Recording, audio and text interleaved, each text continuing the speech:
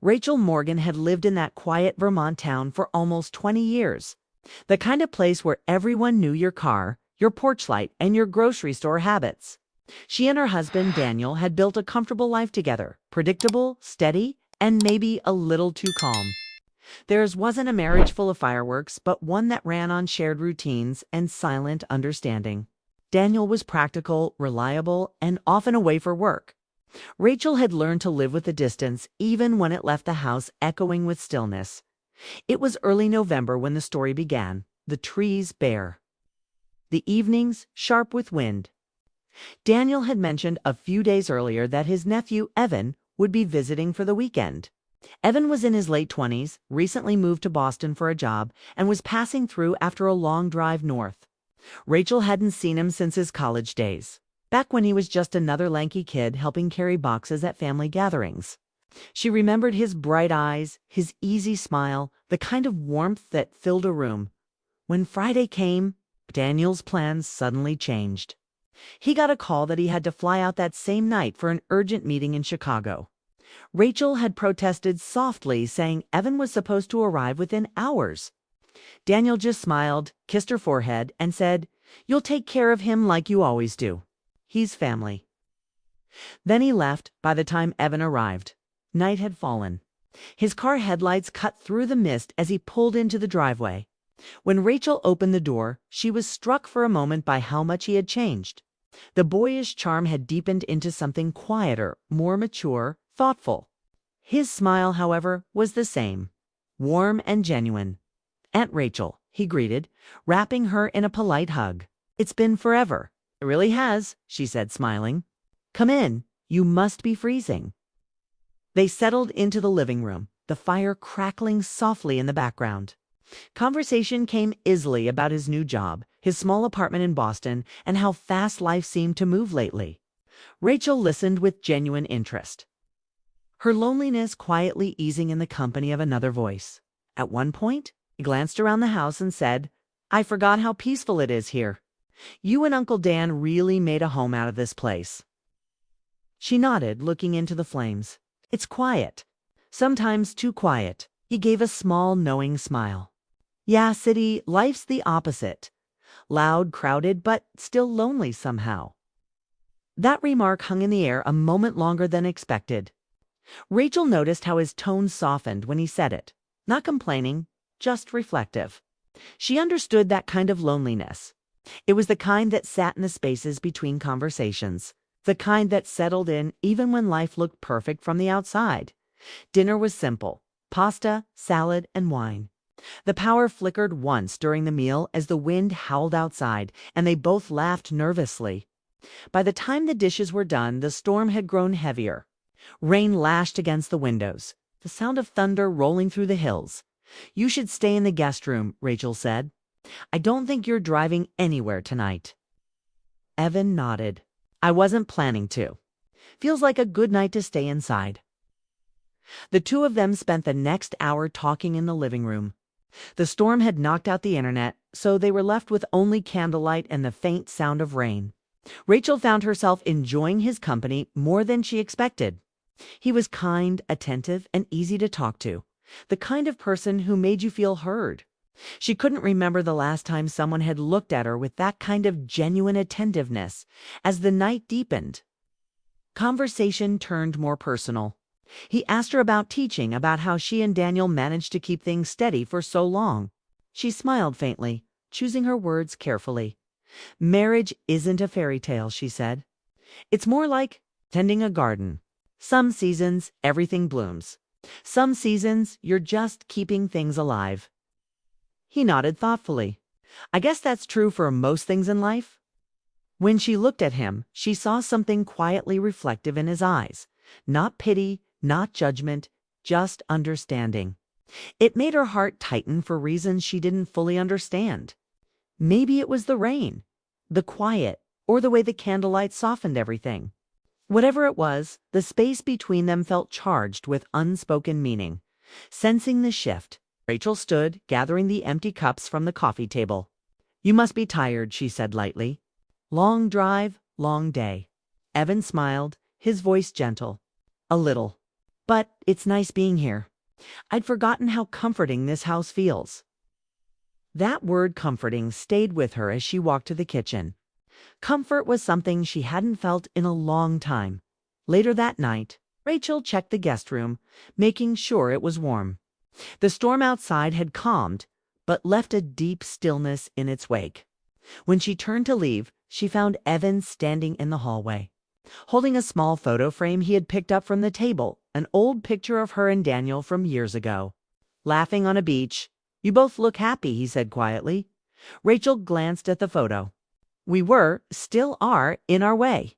There was no judgment in his face, only quiet reflection. "It's strange," he murmured. "We all grow older, but sometimes we forget what made us happy in the first place." Rachel didn't answer. For a moment, they simply stood there, two people connected by time, memory, and the odd comfort of familiarity. Then she smiled softly. "Good night, Evan. Good night, Aunt Rachel." She returned to her room and lay awake longer than usual. The storm's echo replaced by a hum of thoughts she couldn't quite name. It wasn't about romance or attraction, it was about presence. About being reminded that warmth and conversation still existed beyond silence. For the first time in months, she didn't feel invisible. The next morning came gray and misty. Rachel found Evan already awake, making coffee in the kitchen. The smell filled the room like a quiet apology for the long night. He greeted her with a smile that instantly lifted the air. They talked easily over breakfast, both pretending not to notice the shift that had quietly occurred between them, a shift that wasn't scandalous, but undeniably human. When Daniel called later to check in, Rachel found herself hesitating before answering. She spoke warmly, updated him about the storm, and said Evan was fine. But after the call, a strange stillness settled over her again. She looked toward the kitchen where Evan was sitting, sketching something in a notebook. He looked up, caught her gaze, and smiled. "You okay?" She nodded. "Just thinking." 'Twas the truth. She was thinking about how unexpected companionship could awaken things long buried. About how fragile and surprising human connection could be. That night had reminded her that even in the quietest lives, change can enter uninvited, soft, gentle, and transformative. And though she didn't yet understand what had shifted, she could feel it deeply. Nothing between them would ever be quite the same again. The following week, the air in Vermont turned colder and the first signs of snow touched the hills behind Rachel's house. Evan had planned to leave that Sunday morning. But one thing led to another. His car battery died. Then the roads froze overnight. By Monday, he was still there. And neither of them seemed in a hurry for him to go. Daniel called every evening from Chicago, his voice distant but polite, buried under work and airport noise. "Make sure Evan's okay," he'd say, distracted. Rachel would smile faintly and reply, "We're fine." But what she didn't say was how quiet the house felt once she hung up, and how that quiet wasn't the same kind she used to know.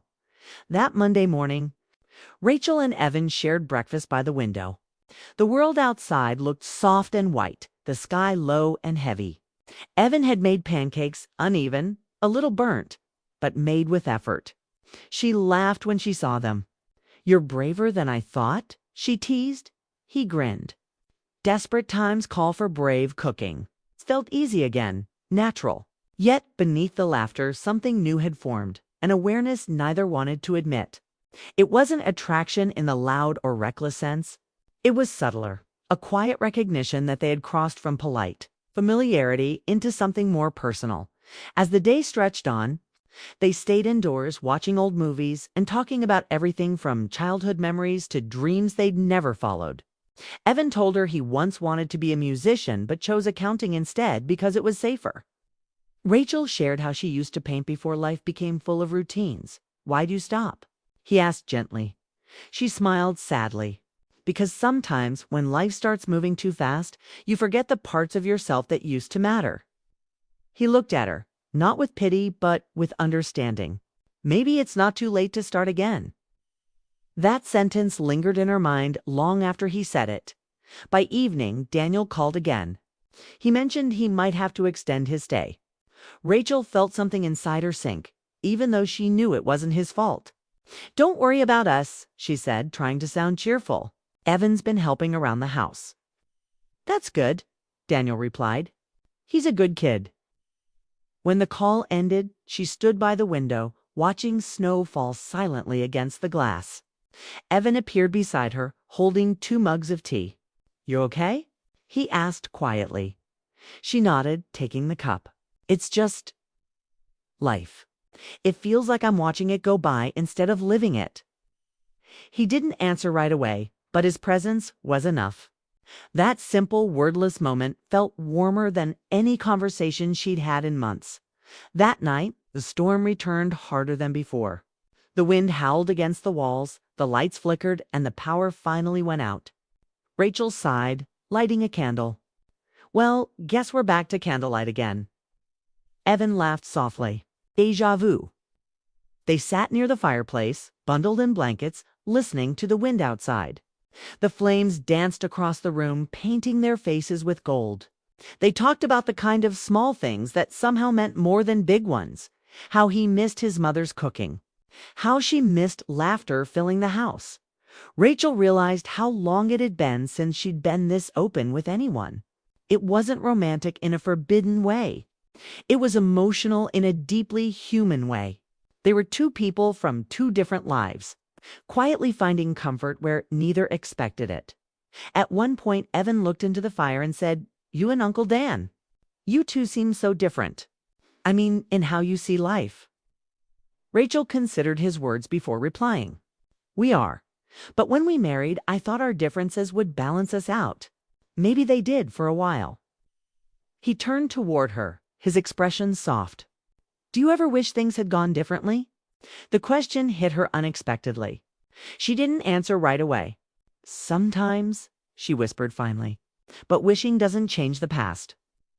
The wind howled again, shaking the windows. Rachel stood and added another log to the fire. She could feel the weight of the moment pressing on them, not uncomfortable, but undeniably intimate in its silence. Then, as she turned, she saw Evan watching her, not with anything inappropriate, but with quiet empathy, as if he understood every unsaid thing between them. She sat back down, forcing a small smile. "It's getting late. You should get some sleep." He nodded slowly, but didn't move. "I don't think I can. The storm's too loud." Rachel laughed softly. "You sound like a child again." He chuckled. "Maybe I am tonight." They both smiled, and for a few seconds, everything felt lighter again. When she finally went to bed, Rachel couldn't sleep. The house creaked under the weight of wind and memory. She thought about Daniel, the man who had always been kind but distant. She thought about Evan, unexpected, thoughtful, and easy to be around. None of it made sense, and yet it all did. By morning, the storm had passed. Sunlight broke through the clouds, turning the snow into glitter. Rachel felt the strange stillness of a world starting fresh. She found Evan in the kitchen, making breakfast again. "Good news," he said. "The roads are clear. I can probably head out today." Something inside her tightened, but she smiled. "That's good. You've been stuck here too long." He looked at her, understanding what she wasn't saying. "Thank you for everything. I didn't realize how much I needed this break." She nodded. "Me too." The goodbye came quietly. When he hugged her, it wasn't awkward. It was full of gratitude and unspoken respect. She watched his car disappear down the snow-covered road. And for a long time, she stood there, listening to the silence return. That evening, Daniel called again. "Flight's delayed," he said, "but I'll be home tomorrow." Rachel smiled faintly. "All right, I'll be here." But after she hung up, she didn't move for a while. The house looked different now, not because it had changed, but because she had. The days that followed were quiet, but not empty. Rachel found herself cleaning, organizing, and even pulling out her old paints. She set up a small corner in the sunroom where light fell perfectly in the afternoons. The first brushstroke felt clumsy, uncertain, but freeing. She painted the hills, the snow, and the faint traces of warmth that winter carried. It was as if she was rediscovering something she had lost herself. When Daniel finally returned, he noticed the canvases leaning against the wall. "You're painting again," he said, surprised. She smiled. "Just started. It feels good." He nodded approvingly, not realizing how much had changed behind that simple smile. He talked about his meetings, his travel, his exhaustion. Rachel listened, calm and patient. Yet inside she felt different, more grounded, more awake. Later that night, when Daniel went to bed early, she sat alone in the living room. The fireplace glowed softly, just as it had those nights with Evan. She wasn't thinking about him in a longing way, more like gratitude. He had been a mirror, showing her what she had stopped seeing in herself. She whispered to the empty room, "Thank you." Days turned into weeks. Evan sent a postcard once, a picture of Boston Harbor, with a simple line, "Hope the snow's not too heavy there. Keep painting." Rachel smiled when she read it. She placed the card on her desk. Beside her brushes, that winter became the turning point of her life. Not because something scandalous happened, but because something truthful did. She remembered what it felt like to feel alive again, to have her heart stirred not by romance, but by recognition. She realized that sometimes people cross your path not to stay forever, but to remind you who you are beneath the silence. When spring finally came, the snow melted and color returned to the fields. Daniel noticed the change in her, the calmness, the light in her eyes, the subtle confidence in her step. "You seem different," he said one evening. Rachel smiled softly. "Maybe I just remembered something important." "What's that?" "That life doesn't stop just because time moves on." He nodded, not fully understanding, but sensing something had quietly healed within her. Rachel looked out the window, watching the sunset spill across the hills. In that warm light, she felt peace, not longing, not regret, just peace. She knew the world had shifted slightly that winter, and she was grateful for it. Spring arrived early that year, melting away the last pieces of winter from the Vermont hills. Rachel's house, once quiet and shadowed, now seemed to breathe again. The air was lighter, filled with sunlight and the faint scent of pine.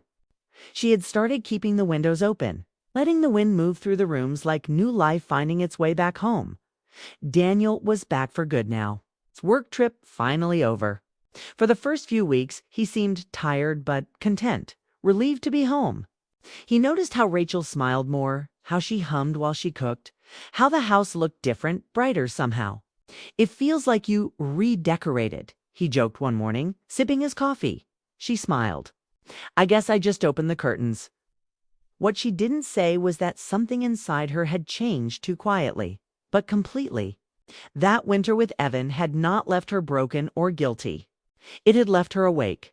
For the first time in years, she felt present in her own life. Daniel tried to reconnect with her in small ways, taking her out to dinner, suggesting a short trip to Boston. She appreciated the effort, but it wasn't romance she wanted anymore. It was understanding, real, honest conversation. And that, she realized, would take time. One afternoon, as they sat in the garden, Daniel said, "You seem different." Rachel calmer, happier even. "What changed?" She thought for a moment before replying. "I think I stopped waiting for someone else to make my life feel full." He frowned slightly, confused. "Was I not doing enough?" She shook her head gently. "It's not about enough. It's about realizing I had stopped seeing myself. You were busy, I was quiet, and life just slipped into routine. But sometimes a small moment wakes you up. It makes you remember who you were before everything got so practical." Daniel nodded slowly, looking at her like he was seeing her for the first time in a long while. "Maybe I forgot that too," he admitted. That honesty, though small, was the beginning of something new. Over the following weeks, they began to spend more time together, not out of obligation, but choice. They went on walks after dinner, talked about old memories, and even laughed again. The walls that had grown between them didn't vanish overnight, but they started to thin. Still, Rachel often found herself thinking about that winter, about the storm, about Evan. She didn't think of him with longing anymore, but with gratitude. His presence had reminded her of the warmth she was missing, not from someone else, but within herself. One evening, Daniel came home early. He found Rachel in her sunroom, painting again. The canvas showed a snowy road with sunlight breaking through, the same view from their window. That winter morning after the storm, he stood there quietly, watching her work. "You've gotten good," he said softly. Rachel turned and smiled. "I'm just learning to see things differently."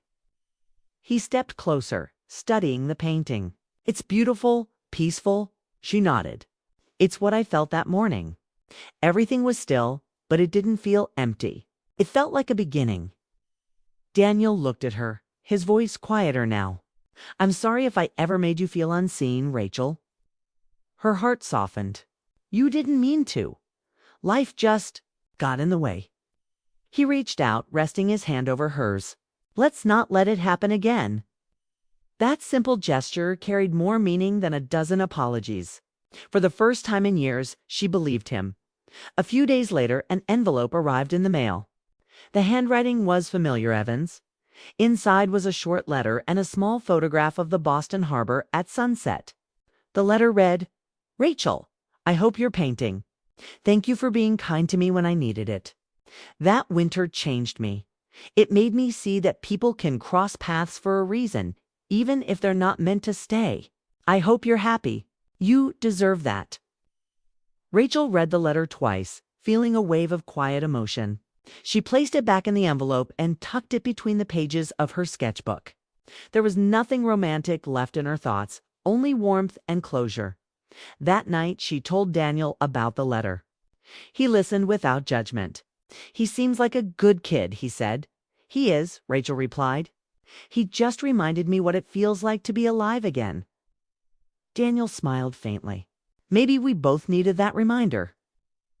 Life settled into rhythm again, but it wasn't the same dull routine it once was. Rachel and Daniel began hosting small dinners, reconnecting with friends, and even taking weekend drives through the countryside. Sometimes they'd stop by a lake or a small-town cafe just to sit and talk. On one such afternoon, they stopped near a field full of blooming tulips. Daniel turned to her and said, "You know, I used to think happiness was something you just arrived at. Now, I think it's something you have to keep creating." Rachel laughed softly. "That's something I might paint." "Then paint us," he said, smiling. Where we are now. That moment, simple, unforced, real, filled her with quiet joy. Months passed and seasons changed. By the time autumn returned, Rachel's paintings began selling at a local gallery. People admired her work for its warmth and depth. One art critic even wrote, "Her paintings feel like forgiveness on canvas." When she read that, Rachel smiled. That's exactly what she had painted: forgiveness. For herself, for the years she lost, and for the love that had simply needed to find its way back. Daniel was proud of her. He came to every gallery event, standing quietly in the background, smiling as people admired her work. Their marriage wasn't perfect, no love ever is, but it had transformed into something honest. They had stopped pretending everything was fine and had chosen, instead, to build something real again. One evening, as they sat on the porch watching the sunset, Daniel said, "You know, I never asked you what made you pick up painting again." Rachel thought for a moment before answering. "It wasn't one thing. It was a season that reminded me life still has color, even when it feels cold." He looked at her with a kind of admiration she hadn't seen in years. "I'm glad you found it again." She smiled softly. "Me too." In that silence, the world felt gentle. The hills were fading into twilight, and the air carried the faint sound of crickets. She realized how far they'd come, not back to what they used to be, but forward into something better. Later that night, she put away her brushes, she opened her sketchbook again. The letter from Evan was still there, untouched.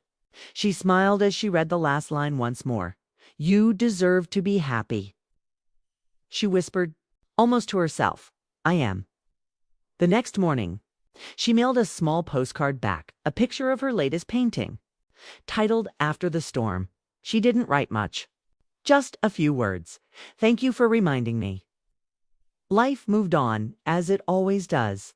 But Rachel carried that winter with her, not as a memory of something forbidden, but as a moment that reshaped her. She learned that love isn't always about passion or excitement. Sometimes it's about quiet rediscovery, about remembering that being seen and being loved are not the same thing, but both are worth fighting for. Years later, when people asked her about that phase in her art career, she would smile and say, "It began one winter when everything was snowed in, and I had to learn to see again." They never knew the full story, and she never felt the need to tell it, because the truth wasn't about who was there that winter. It was about who she became because of it. And as the years passed, Rachel remained grateful not for the storm that trapped her, but for the calm it eventually left behind. She understood now that sometimes the people who enter your life briefly don't arrive to stay. They arrive to shift something inside you, to wake up your heart, to remind you what it means to live. And when they leave, you're no longer the same. You're stronger, wiser, and finally free.